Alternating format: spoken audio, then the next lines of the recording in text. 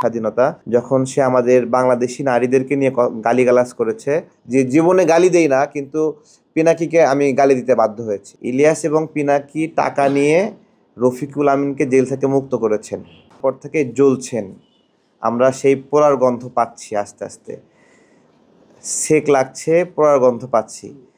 এবং এখানে একই নামে ডেস্টিনির নিবন্ধনটা কিভাবে আসলো, এটা আপনারা একটু আঁচ পেলেন যে কারা পিছনে কাজ করছে। ইলিয়াস, পিনাকি, আমজনতার আগে একটা লাগিয়ে দিয়ে আমজনতা, এইটা।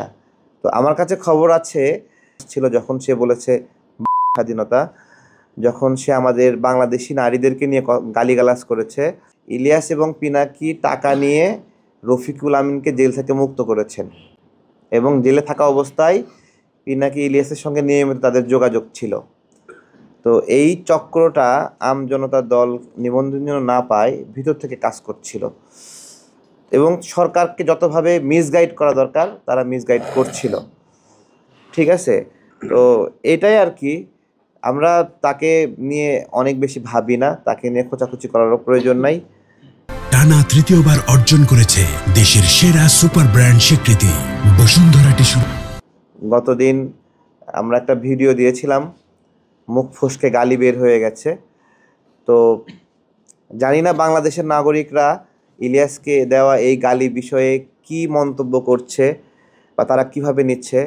তবে আমাকে অনেক মানুষ ধন্যবাদ দিয়েছে যে তার পেটে মাথায় এই গালিটা সারাক্ষণ আসছিল যখন সে বলেছে স্বাধীনতা, যখন সে আমাদের বাংলাদেশি নারীদেরকে নিয়ে গালিগালাজ করেছে।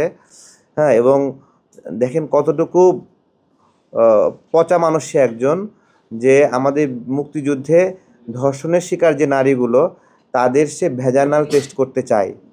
এইরকম নোংরা মন মানসিকতার মানুষ সে। হ্যাঁ, যে কোনো ধর্ষণের শিকার হয়নি এরকম। অথচ আমরা শেরপুর বিধবা পল্লীতে যদি যাই, এখনও একটা গ্রামে 65 জন নারী বেঁচে আছে যারা মুক্তিযুদ্ধে ধর্ষণের শিকার হয়েছে, তার পরিবারের স্বামী সন্তানকে হত্যা করা হয়েছে। একটা গ্রামের কথা বলছি, এরকম বাংলাদেশে কত হাজার গ্রাম আছে। এইটা যখন বলে তখন মাথাটা ঠিক ছিল না, আমার মাথা গরম হয়ে গিয়ে আমি তাকে একটা গালি দিয়ে ফেলেছি। তো আমি জানি না বাংলাদেশের মানুষ আমাকে এর জন্য আমাকে আবার উল্টা গালি দিবে নাকি ভালোবাসবে জানি না। তবে আমার মনে হচ্ছিল দেশকে যে ধারণ করে না, দেশকে ক্রমাগত অপমান করছে এবং পাকিস্তানের গণহত্যার ন্যারেটিভ তৈরি করছে নিয়মিতভাবে, যে সেই গণহত্যা সঠিক ছিল, সেই ধর্ষণ সঠিক ছিল, জামাতি ইসলামের সেই আচরণ সঠিক ছিল, রাজাকারদের এই আচরণটা সঠিক ছিল। হ্যাঁ, ওই সময়ের গণহত্যা ইসলামের পক্ষের গণহত্যা, এরকম ন্যারেটিভ যে দেয়। ঠিক আছে, আর আমাদের মুক্তিযুদ্ধ হলে হিন্দুত্ববাদের যুদ্ধ, এরকম ন্যারেটিভ দেয়।